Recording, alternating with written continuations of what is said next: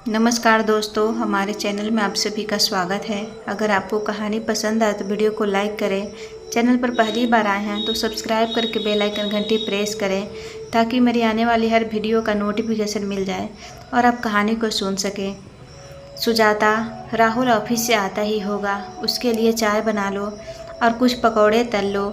सास बैजयंती जी ने आवाज़ लगाकर अपनी गर्भवती बहू से कहा, जो कि बिस्तर पर दर्द से करा रही थी। जब कुछ देर तक सुजाता बाहर नहीं आई तो सास ने कमरे में आकर कहा, कब तक आराम करोगी महारानी, अब उठ भी जाओ। वो बेचारा दिन भर का थका मांदा घर आता है तो यह कुछ बनाने में इनकी जान निकलती है। सुजाता धीरे धीरे उठने की कोशिश कर रही थी। ये देखकर बैजयंती बाहर जाकर बैठ गई। अरे, मुंह क्यों फुला रखा है, माहौल क्यों बिगाड़ती हो घर का। सास बैजयंती के पति यानी कि सुजाता के ससुर श्रीकांत जी ने कहा। बैजयंती तुरंत बोल पड़ी, तो फिर क्या करूं, बहू भी तो मुझे ही मुंह फुलाकर दिखाती है। ऐसे वक्त में ज़्यादा काम करना चाहिए, नॉर्मल डिलीवरी होती है, लेकिन ये तो बस आराम ही करना चाहती है। अरे चुप भी हो जाओ, श्रीकांत जी ने सुजाता को बाहर आते देखकर कहा। सास उसको देखते ही चुप्पी साध गई। सुजाता ऐसी हालत में भी पकौड़े बनाने की तैयारी करने लगी थी। आधे घंटे में ही राहुल घर आ पहुंचा था। अरे, बहुत अच्छी खुशबू आ रही है, क्या बन रहा है। सास ने तुरंत कहा, तेरे लिए पकौड़े बनवा रही हूँ, तू बैठ, मैं अभी ला देती हूँ। राहुल ये सुनकर कमरे में फ्रेश होने चला गया और बैजयंती जी रसोई में जाने के लिए उठने लगी। ससुर श्रीकांत जी ने धीरे से कहा, अरे सुजाता को खुद खिलाने दो ना, पति पत्नी को साथ में थोड़ा समय दिया करो। बैजयंती जी ने मुंह फुलाकर कहा, मैं कहाँ बीच में आ रही हूँ, अगर आती तो ये प्रेग्नेंट थोड़ी होती। तुम भी हद करते हो, तुमसे तो बात करना ही बेकार है। श्रीकांत जी ने चिढ़ गए थे।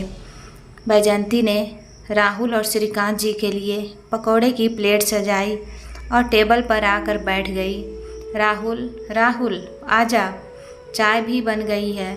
बैजयंती जी राहुल को आवाज़ लगाने लगी थी। 5 मिनट में राहुल आकर सबके साथ पकौड़े खाने लगा। वाह, क्या पकौड़े बने हैं, राहुल ने तारीफ करते हुए कहा। सुजाता, तुम भी आ जाओ ना, साथ में खाते हैं। बैजयंती जी बीच में बोल पड़ी, अरे ये नहीं खा सकती, पकौड़े इसकी सेहत के लिए अच्छे नहीं हैं, बच्चे का मामला है, समझा करो। पकौड़े खाने का सुजाता का बहुत मन था, लेकिन सास के कहते ही उसका चेहरा उतर गया। उसकी उदासी को कोई नहीं भाप पाया। शादी को 6 महीने ही हुए थे और सुजाता अब माँ बनने की राह पर थी। उसकी उम्र कोई ज़्यादा नहीं थी, सिर्फ 25 साल ही थी और वो पहले पढ़ाई पूरी करना चाहती थी, मगर किसी ने साथ नहीं दिया।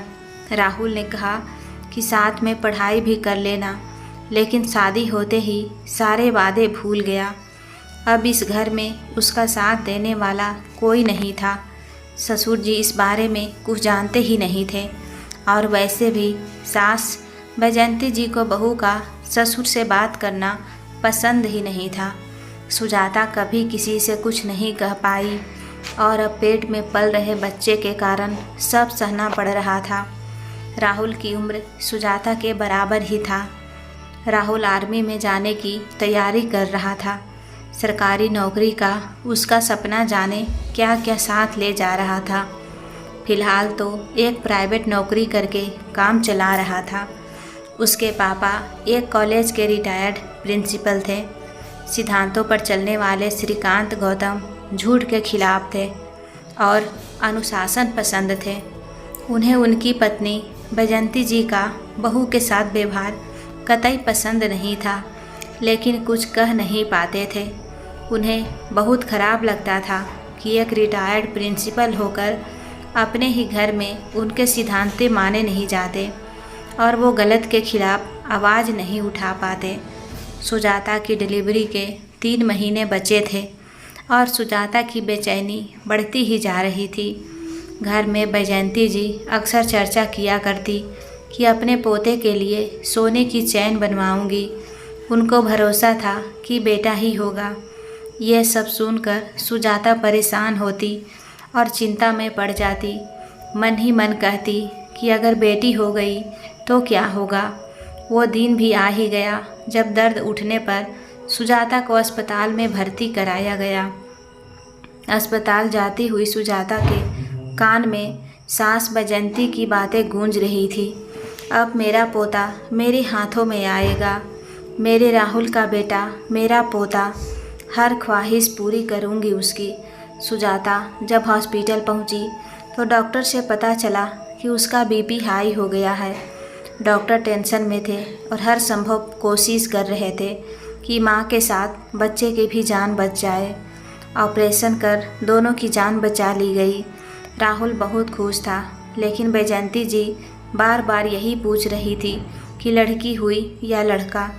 डॉक्टर्स ने आकर कहा, बधाई हो, आपको बेटी हुई है। यह सुनते ही बैजंती जी का मूड खराब हो गया और वो माथा पकड़कर कुर्सी पर बैठ गई। राहुल ने अपने पापा को गले लगाकर बधाई दी, लेकिन माँ से कहते ही वो भी फर पड़ी। इतना खुश होने की ज़रूरत नहीं है, लड़की ही हुई है। श्रीकांत जी ने तुरंत कहा, शर्म करो कुछ, आज के ज़माने में ऐसी बातें करती हो। लड़का लड़की सब बराबर है, होते होंगे, लेकिन वंश लड़का ही चलाता है।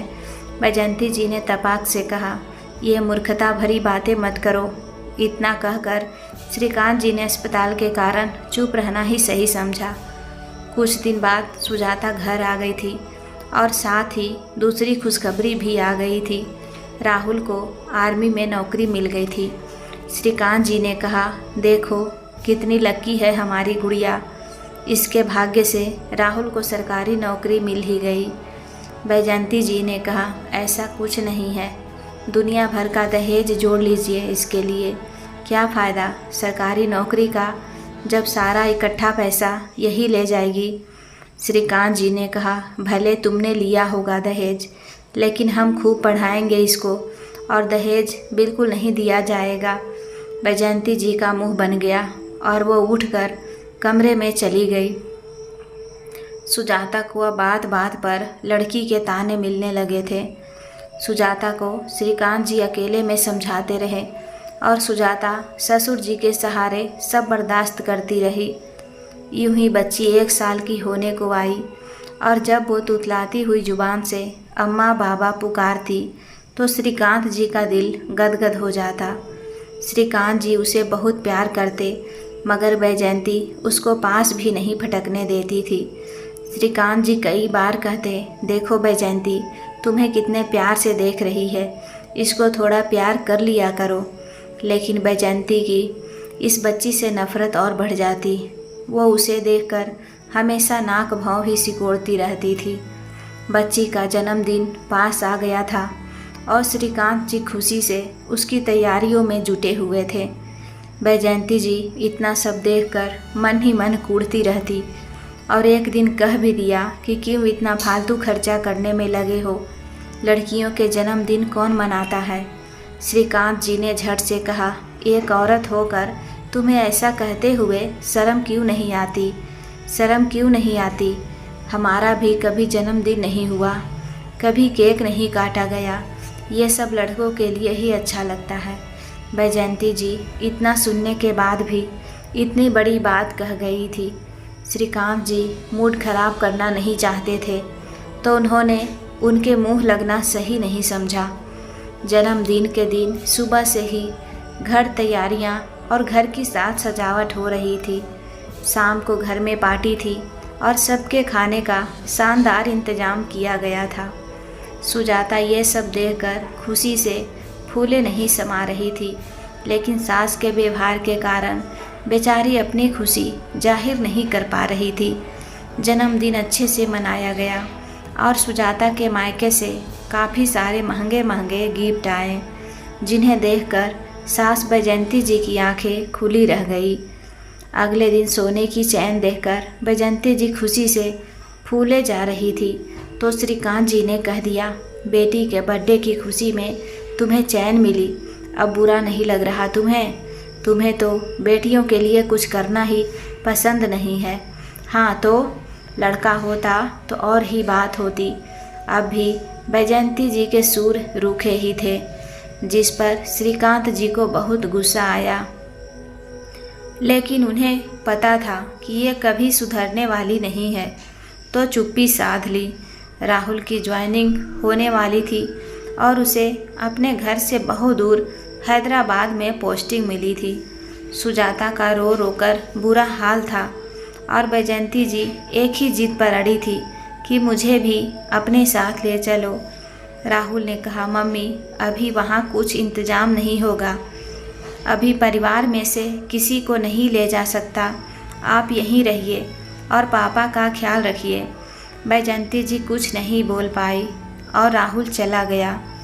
राहुल के जाने के बाद बैजयंती जी ने सुजाता के साथ दुर्व्यवहार करना शुरू कर दिया। बच्ची को जरा जरा बात पर डांट देती और घर का कोई सामान छूने नहीं देती। सुजाता उसे हमेशा कमरे में बंद ही रखती थी, मगर श्रीकांत जी उसे बाहर घूमने ले जाते और उसकी इच्छा पूरी करते थे। एक बार सुजाता बच्ची को श्रीकांत जी के साथ छोड़कर कुछ देर के लिए मंदिर चली गई। इतने में पीछे से बैजयंती जी ने इस छोटी सी बच्ची को खूब मारा, क्योंकि उसका हाथ टेबल पर रखे पानी के गिलास में लगा, जो कि कांच का होने के कारण गिरकर टूट गया। श्रीकांत जी उसे बचाते रहे, मगर बैजयंती जी ने उसे खूब मार कर ही दम लिए। अंत में श्रीकांत जी ने उसे ज़ोर से अपनी तरफ खींच लिया और अंदर ले जाकर सीने से लगाकर बड़ी मुश्किल से चुप करवाया। बच्ची ज़्यादा बोल नहीं पाती थी। जब तक सुजाता घर आई तब तक बच्ची शांत हो चुकी थी, लेकिन माँ को देखकर सिसकने लगी थी। लेकिन इस घटना के बाद वो बैजयंती जी को देखते ही डरने लगी।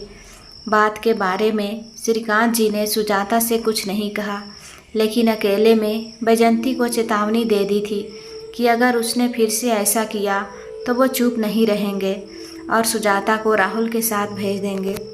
मगर फिर भी निडर बैजयंती सुजाता और इसकी बेटी को परेशान करने का कोई मौका नहीं छोड़ती थी। 6 महीने बाद राहुल आने वाला था और मगर ये बात सुजाता को नहीं बताई गई और बैजयंती जी ने कहा कि सुजाता के लिए सरप्राइज रखेंगे। इसी कारण उसने राहुल को भी मना कर दिया कि सुजाता को ना बताए। श्रीकांत जी ने भी इसी कारण सुजाता को नहीं बताया। राहुल के आने के एक दिन पहले ही सुजाता को उसके मायके भेज दिया और सुजाता भी खुशी खुशी चली गई। श्रीकांत जी को बैजयंती के मन में कोई आभास ही न था कि वो क्या करने वाली है। जैसे ही राहुल आया तो पिता को देखते ही गले लग गया और माँ के भी, लेकिन सुजाता को घर में न देखकर बोला, माँ सुजाता कहाँ है? अरे वो तो अपने घर चली गई। बैजयंती जी ने छूटते ही कहा। राहुल ने कहा, ऐसा कैसे चली गई? आपने तो कहा था उसको सरप्राइज देंगे। बैजयंती जी ने कहा, उसको सरप्राइज देंगे? बैजयंती मैं क्या करूं? जब वही न रुकी। झूठ मत बोलो, तुमने ही उसको मायके भेजा है।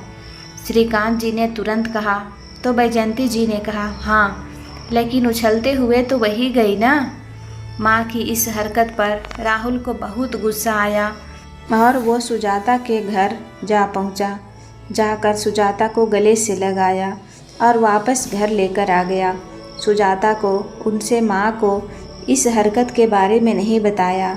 राहुल 1 महीने की छुट्टी पर आया था और इस बीच श्रीकांत जी ने कई बार उससे कहा कि वह सुजाता को साथ ले जाए, मगर राहुल ने कहा, पापा अगली बार ले जाऊंगा, अभी तो नहीं हो पाएगा। फैमिली के लिए परमिशन भी तो लेनी पड़ेगी, उसमें समय लगता है। इसके आगे श्रीकांत जी कुछ न बोल पाए। बैजयंती जी ने एक दिन बड़बड़ाते हुए कहा, मेरा बस चले तो मैं इसको हमेशा के लिए मायके भेज दूं।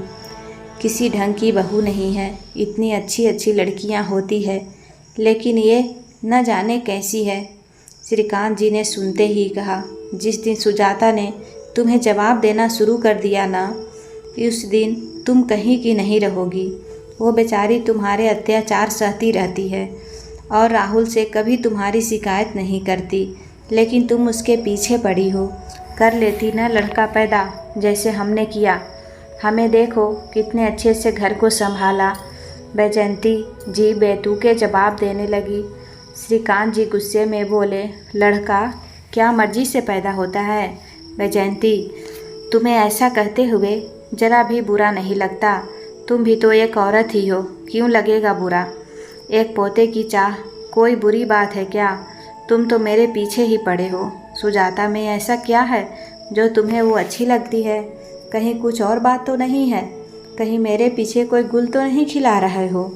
यह बात सुनते ही श्रीकांत जी का पारा हाई हो गया और उन्होंने गुस्से में बैजयंती को जोरदार थप्पड़ मार दिया। बैजयंती जी ने तुरंत कहा, अब समझ गई मैं कि क्या बात है, वरना इसके लिए मुझे थप्पड़ क्यों मारते। इस बात पर तो श्रीकांत जी से रहा न गया और वो बैजयंती से कहते हुए आगे बढ़े, अभी बाहर निकल। लेकिन इतना भी कह पाए थे कि उनके सीने में तेज दर्द उठा और वो सीने को जकड़े नीचे गिर गए। सामने खड़ी बैजयंती पहले तो देखती रही और फिर स्थिति समझकर उठाने दौड़ी। उठिए उठिए ना, क्या हुआ? अरे कुछ तो बोलिए। राहुल राहुल, देख तेरे पापा को क्या हो गया। बैजयंती जी ज़ोर ज़ोर से चीख रही थी। तभी उसे ख्याल आया कि राहुल तो सुजाता के साथ बाहर गया है कि तभी राहुल वहां आ गया। राहुल अपने पापा की ऐसी हालत देखकर घबरा गया। पापा उठिए ना। सुजाता सुजाता, पानी लाओ जल्दी से। सुजाता भी वहीं आ गई और पानी लाने चली गई। जब तक श्रीकांत जी बेहोश हो चुके थे, राहुल ने उन्हें लेकर जल्दी से अस्पताल पहुंच गया, जहां आनन फानन में डॉक्टर ने इलाज शुरू कर दिया। कुछ देर बाद पता चला कि श्रीकांत जी को हार्ट अटैक आया था और बड़ी मुश्किल से उनकी जान बचाई जा सकी है, किंतु अगली बार ऐसा हुआ तो जान पर बन सकती है। अगले दिन श्रीकांत जी को होश आया तो सब उनसे मिले, लेकिन उन्होंने बैजयंती की तरफ देखा भी नहीं। श्रीकांत जी का खूब ख्याल रखा जा रहा था और कुछ दिन बाद वो घर भी आ गए। डॉक्टर की सख्त हिदायत थी कि इनको चिंता से दूर रखा जाए और कोई भी ऐसी बात इनके सामने न की जाए जिससे इनके दिल पर असर हो। अब बैजयंती जी खामोश रहने लगी थी और इस बात का सारा जिम्मेदार मन ही मन सुजाता पर डालने लगी। बस डॉक्टर की हिदायत के कारण कुछ बोल नहीं पा रही थी। कुछ दिन बाद राहुल के वापस जाने का समय आ गया तो श्रीकांत जी ने उससे कहा, बेटा अगली बार सुजाता साथ लेकर ही जाना, पति के साथ रहना ही ठीक है। राहुल ने कहा, हाँ पापा, मैं अगली बार ज़रूर ले जाऊंगा। राहुल के जाने के बाद बैजयंती जी ने फिर से सुजाता के साथ वही व्यवहार शुरू कर दिया, लेकर अब श्रीकांत जी से बचाकर करने लगी। सुजाता समझदार थी और श्रीकांत जी को तबीयत के कारण उनसे कुछ नहीं कहती थी, मगर बैजयंती जी ने सारी सीमाएं लांघते हुए एक बार सुजाता से कहा, ससुर के सामने अच्छी बनने का कितना ढोंग करती हो। तेरे माँ बाप ने क्या तुझे यही सिखाया है कि दूसरे का पति छीन लो, उसको अपने बस में कर लो, तेरा ही ख्याल रहता है, अपनी बीवी का क्यों नहीं रखता। सुजाता इस बार बोली, मम्मी जी ये आप कैसी बातें कर रही हैं? मैंने आपको कभी जवाब नहीं दिया तो इसका मतलब ये नहीं कि आप कुछ भी कहेंगी। ऐसे गिरे हुए इल्ज़ाम लगाने से पहले ससुर बहू के रिश्ते के बारे में भी सोच लिया होता। सुजाता कहते कहते रोने लगी थी। अरे मैं क्यों सोचूं? तूने सोचा था क्या मेरे पति को बस में करते हुए? बैजयंती जी ने और भी ज़ोर से कहा। सुजाता ने ज़ोर से कहा, मम्मी जी चुप हो जाइए, बस कीजिए अब। बैजयंती जी ने गुस्से में कहा, मुझ पर चिल्लाती है, और इतना कहकर सुजाता को थप्पड़ मार दिया। सुजाता गाल पर हाथ रखकर देखती रह गई कि आज सास किस हद तक चली गई है। उसने कहा, मन में तो आ रहा है कि पापा से जाकर सब कुछ कह दूं, मगर उनकी सेहत का ख्याल है मुझे, भले आपको ना हो। बैजयंती जी ने कहा, बड़ा ख्याल है तुझको मेरे पति का? सुजाता बिना कुछ कहे अपनी बच्ची को लेकर बाहर चली गई और सीधे मंदिर पहुंच गई। वहां कुछ देर मन को शांत करने के बाद वापस लौट आई। कुछ दिन बाद श्रीकांत जी ने कहा, परसों राहुल आ रहा है। सुजाता खुश तो हो गई, लेकिन पूछने लगी, पापा जी इतनी जल्दी क्यों? इतनी जल्दी छुट्टी कैसे मिल गई? वो अभी तो आकर गए थे। श्रीकांत जी ने कहा, उसको कुछ काम है। अब घर में राहुल का इंतज़ार होने लगा। बैजंती जी बेटे की आने की खुशी में लड्डू बनाने लगी। एक दिन बाद राहुल घर आ गया। थोड़ा आराम करने के बाद उसने कहा, पापा के लिए एक जॉब है, लेकिन वहाँ अकेले ही रहना होगा। उनको रिटायर्ड प्रिंसिपल की ही ज़रूरत है। सुनते ही श्रीकांत जी ने कहा कि ये तो अच्छा है, मैं भी घर पर बैठे बैठे बोर हो जाता हूँ।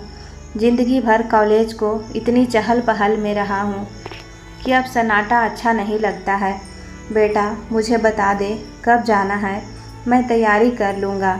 श्रीकांत जी को खुशी देखकर बैजंती जी ने कहा, जाने के नाम पर खुश तो ऐसे हो रहे हो जैसे कुंवारे हो। अरे आपकी पत्नी भी है, वो अकेली थोड़ी रहेगी। श्रीकांत जी मुस्कुराए और कहा, क्यों नहीं रह सकती, सुजाता भी तो रहती है। बैजंती जी का चेहरा उतर गया और बोली, मुझे नहीं रहना। तो राहुल ने कहा, माँ रहना तो पड़ेगा आपको, क्योंकि सुजाता को मैं अपने साथ लेकर जा रहा हूँ।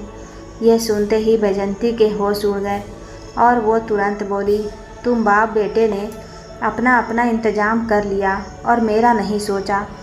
तुरंत राहुल ने कहा, सोचा है ना मम्मी, आपके लिए इतनी अच्छी जगह का इंतज़ाम किया है कि आपको भी वहाँ अच्छा लगेगा, आपके दोस्त बनेंगे। बैजंती जी ने तुरंत कहा, कौन सी जगह? मम्मी ये तो आपके लिए सरप्राइज है, जैसे आपने सुजाता को दिया था। अब बैजंती जी का दिल डर के मारे धड़कने लगा। 3 दिन तक घर में सब अपने सामान की पैकिंग करते रहे, लेकिन बैजंती का दिल रोता रहा। श्रीकांत जी जाने को लेकर खुश थे, जिसे देखकर बैजंती का गुस्सा आ रहा था।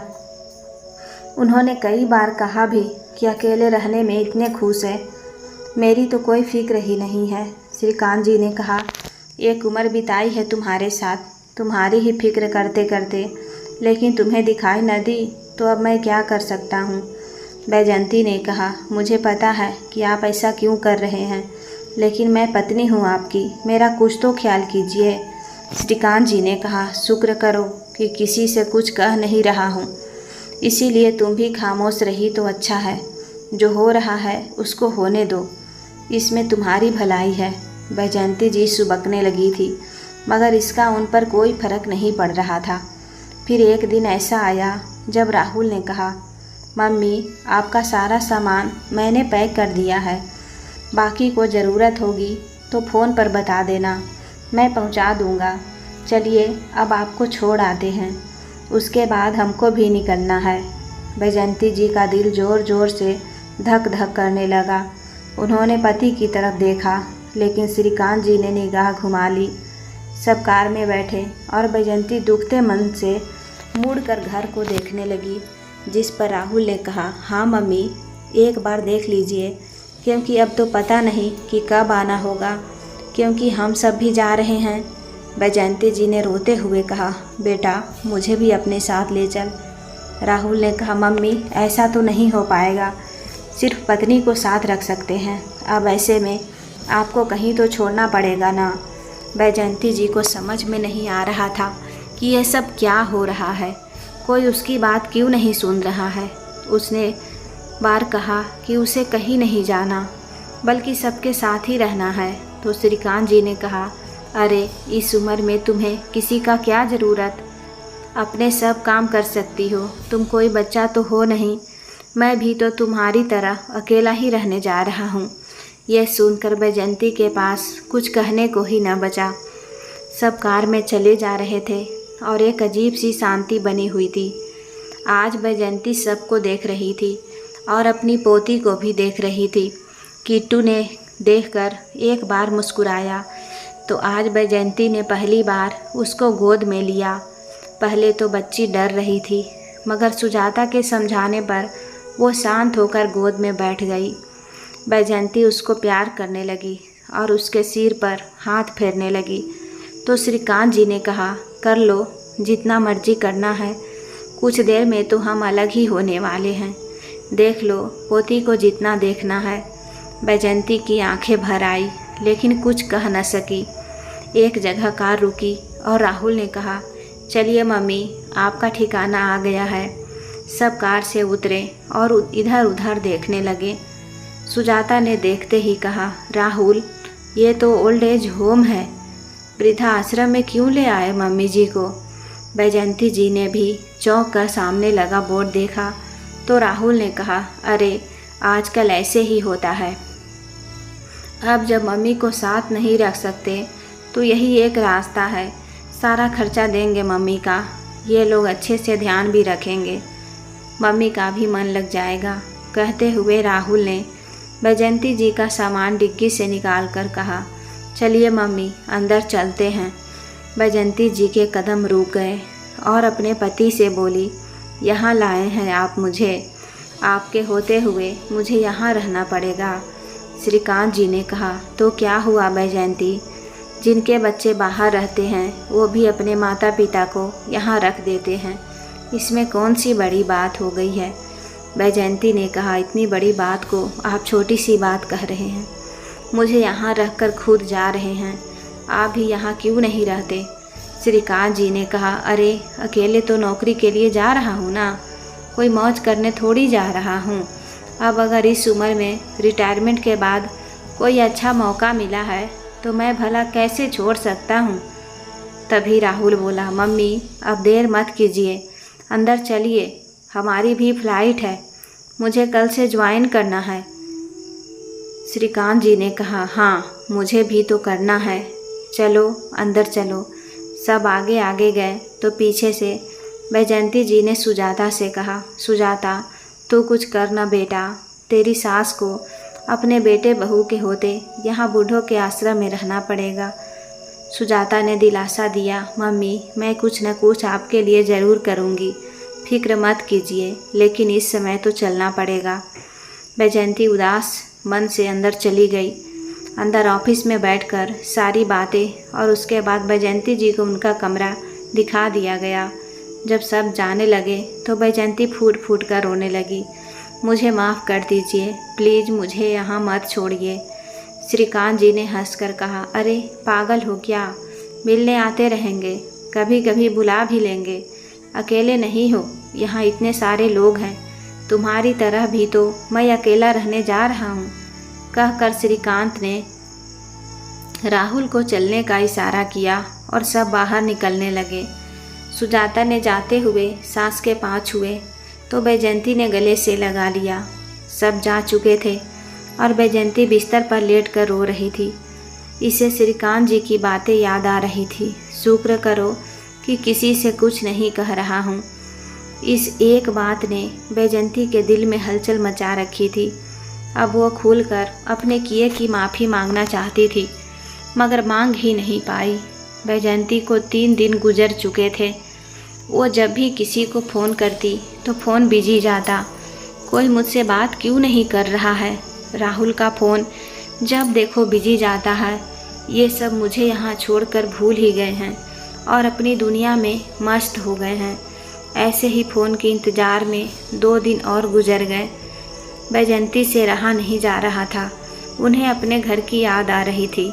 उन्होंने एक दिन सुजाता को फ़ोन लगा दिया और सुजाता के नंबर पर बेल बज गई तो खुशी से बैजयंती की आंखें भर आई और फ़ोन रिसीव होते ही उन्होंने कहा, हेलो सुजाता बेटा, कैसी हो? सुजाता ने पहली बार सास के मुंह से बेटा सुना था। उसका दिल ही पिघल गया और आंखों में आंसू भर आए। सुजाता ने खुद को संभालते हुए कहा, कैसी हैं मम्मी जी आप? बैजयंती ने मौका समझकर बात की, बेटा मैंने तुम्हें क्या क्या नहीं कहा, लेकिन आज परेशानी में तुमने ही मेरा फ़ोन उठाया है। मेरे पति और बेटे को तो जैसे मैं याद ही नहीं हूँ। तुम्हें मैंने कितने दुख दिए बेटा, लेकिन तुम सहती चली गई। मुझे पछतावा हो रहा है, मैंने अपनी पोती को भी दादी का प्यार न दिया। बैजयंती कहते कहते रोने लगी थी। सुजाता का दिल भी भर आया था। कुछ देर बाद करके फ़ोन कट गया। अब 1 हफ्ता तो हो गया था और बैजंती का खाना पीना भी कम हो गया था। अपने घर से दूर होकर उनकी तबीयत नाजुक होने लगी थी। इंचार्ज ने बैजंती से पूछकर सुजाता को फ़ोन किया और कहा, इनकी तबीयत ख़राब है, घर से कोई आएगा क्या? सुजाता ने कहा, मैं आती हूँ, और कुछ ही देर में सुजाता आश्रम के लिए निकल गई। सुजाता कार चलाना जानती थी और खुद ही कार से वहाँ जा पहुँची। 2 घंटे बाद सुजाता वापस आई तो उनके साथ बैजंती जी थी। सबको घर में देखकर बैजंती चौंक गई। तुम सब लोग कब आए? तुम सब तो चले गए थे ना? बैजंती ने राहुल और अपने पति की तरफ देखकर कहा। श्रीकांत जी ने उठकर कहा, कोई कहीं नहीं गया था, यह सब तुम्हें सबक सिखाने के लिए था। अपने घर से दूर होकर कैसा लगा? बैजंती सबके चेहरे देखती रह गई।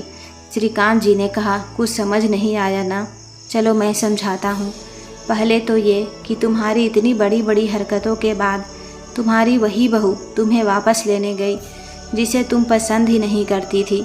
तुम्हें पता है कि तुम्हारी तबीयत खराब होने की खबर सुनकर इसने क्या कहा? इसने कहा कि पापा अब बस कीजिए, मम्मी काफ़ी परेशान हो चुकी है। सबक सिखाने के चक्कर में वो बीमार हो गई हैं। वो दिन रात सबको याद करते रोती है। मैंने इसको याद भी दिलाया कि तुम्हारी सास ने कैसे गंदे इल्ज़ाम लगाकर तुम्हारा जीना मुश्किल किया था, लेकिन तुम्हारी बहू तो इतने सुशील है कि इसने कहा, नहीं पापा, वो अब अनजाने में हो गया उनसे, कोई बात नहीं, लेकिन अब अगर कोई मम्मी जी को लेने नहीं जा रहा है तो मैं लेने जा रही हूँ। बैजंती, क्या इतना बड़ा दिल कभी तुम्हारा हो सकता है? अरे तुम तो माफ़ी भी नहीं मांग सकती, तुम छोटी हो जाएगी ना। बैजंती सिर नीचे किए खड़ी थी। सुजाता ने सहारा देकर बैठाया, लेकिन बैजंती ने तुरंत उससे कहा, बेटा माफ़ी मांगने लायक तो नहीं हूँ, कितने बड़े बड़े इल्ज़ाम लगाए मैंने तुम पर, मगर हाथ जोड़कर माफ़ी मांगती हूँ, कहकर बैजंती सुजाता के पैरों में गिर गई। श्रीकांत जी ने कहा, बैजंती, माफ़ी तुम्हें इससे ही नहीं, इस बच्ची से भी मांगनी होगी जिसे तुम इतना मारा कि बच्ची तुम्हें देखते ही डरने लगी थी। बैजंती फूट फूट कर रो रही थी। रो रो कर उसका हाल बेहाल हो रहा था। उसने बच्ची को उठाया और गले से लगा कर कहा, मेरी बच्ची सॉरी। उसको खूब प्यार किया और सहलाया। फिर इसके बाद बैजंती ने श्रीकांत के पैर पकड़ लिए। मुझे आप माफ़ कर दीजिए, मैंने बहुत बुरा भला कहा था, मेरे कारण ही आपकी तबीयत भी खराब हो गई थी, बहुत बुरी बातें कही थी आपको, सुजाता पर गलत इल्ज़ाम लगाए थे, बहुत नीच हरकत की मैंने, प्लीज़ माफ़ी मांगती हूँ मैं आपसे। आज राहुल को सारी सच्चाई पता चली थी। श्रीकांत जी ने कहा, कोई नहीं, कहीं नहीं गया था, मैं भी कोई नौकरी नहीं कर रहा हूँ, लेकिन ये सब तुम्हें सीखने के लिए किया था, क्योंकि उस दिन मैंने सुन लिया था जब तुम सुजाता को अनाप शनाप बातें कह रही थी, उसके चरित्र पर इल्ज़ाम लगाए थे, वो भी बाप बेटी जैसे रिश्ते पर। जब से तुम्हें आश्रम छोड़ा है तब से हम यही हैं, बस तुम्हारे सुधरने का इंतज़ार कर रहे थे, लेकिन तुम्हारी बहू ने जल्दबाजी दिखा दी। बैजंती जी ने सुजाता को गले से लगाकर कहा, बेटा थैंक यू, वरना मैं वहीं मर जाती। यह सुनकर सब हंसने लगे।